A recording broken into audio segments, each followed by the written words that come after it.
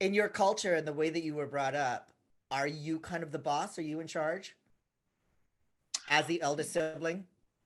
It was more my sister was in charge, to be quite Okay. honest. She was the Huh. one who ran the roost, and she kind of like cracked the whip, and she was also the one who was always ready to um sit down in a court of law with our parents to battle it out, to make sure that things were fair, things were even, that you don't Peacemaker. see things this, yeah. Peacemaker. But she Yeah. was also not so much the peacemaker as she was, well, that's not right, you can't do that, Okay, we're got not, it. I'm not letting you do this. So she was always Controlling. kind of, but more of like contesting it and Yeah. saying, I don't think. Pointing out the injustices, it sounds like. Kind of Right. like, Yes. wait a second.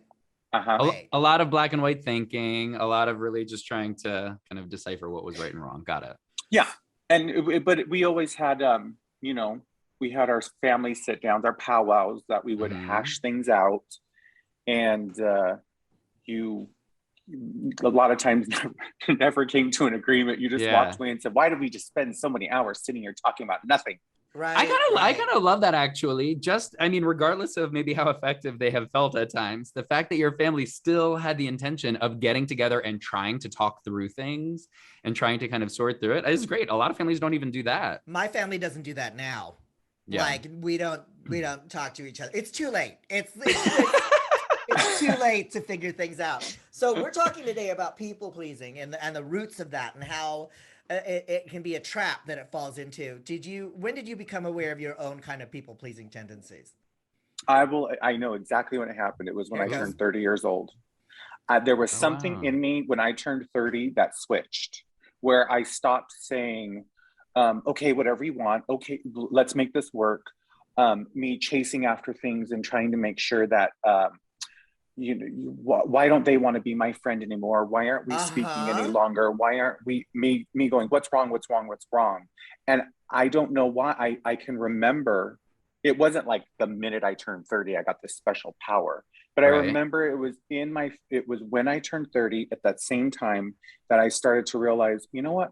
Fuck all these people. Yeah. If you don't want to be part of this, or you don't want to get in the car and go for a ride, get out. The bus stop, like, it stops here. Right. And I remember, even something as little as going to go do a show, and my friends still looking at it as me just getting dressed up and going to the club. And so when I would say, they would say, hey, I want to go to the show with you.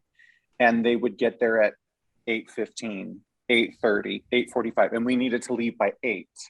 And me sitting there constantly waiting for them to get there. Stewing in resentment and just kind of I finally started to go, you know what? If you're not in the car by 8, I'm rolling out. And I've left people who pulled up to my house and rolled out because why? You weren't in the car. And it was even little things like that where I realized, why are you still doing this? Why and then you're in turn making yourself late to your job because your friends wanted to go with, it was little things like that.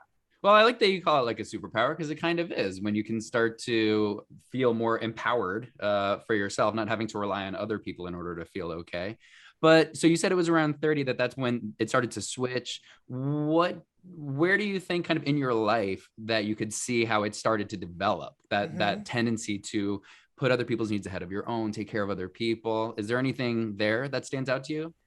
Well, I would say that it was the failed relationships that I had, as far as romantic relationships, where I would be in a relationship and I was always trying to make sure they were happy.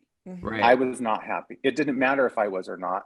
I wanted to make sure they were. Then I had gone through a couple of relationships that were kind of, I don't want to say back to back, but they were very close. And I remember the last one, just before this triggered, that, and it was a year to the date that we had started seeing each other. And I was like, I don't like you. You need to leave. Like, I don't want to go out and do anything. I don't like you. Right. Yeah. And I I kind of went, oh my gosh, I just said that. Yeah. Then I realized, no, you can do this and you should do this, because then you end up sitting there in these relationships and these whatever type of relationship they may be, where you go, oh my gosh, and there's years spent, and then it's resentment of you going, I wasted all this time with someone that brought nothing to the table. Isn't thinking of me, isn't putting my needs first, isn't kind of like, isn't collaborating with me. Because that's what I found out. Yeah, there was just really quick. There's a chapter in The Artist's Way where they talk about crazy makers, a certain type of person who like takes up all of your time. Oof. And I feel like after my mother died, that was me, similar to the change that you talked about at 30.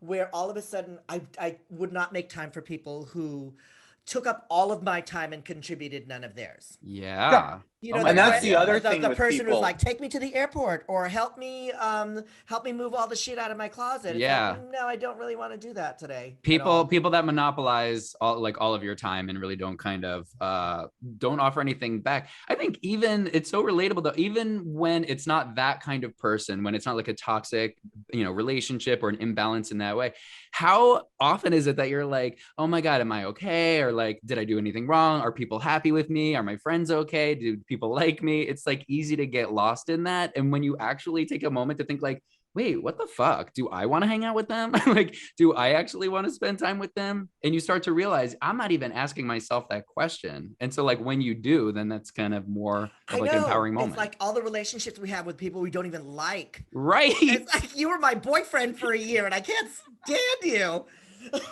Yeah.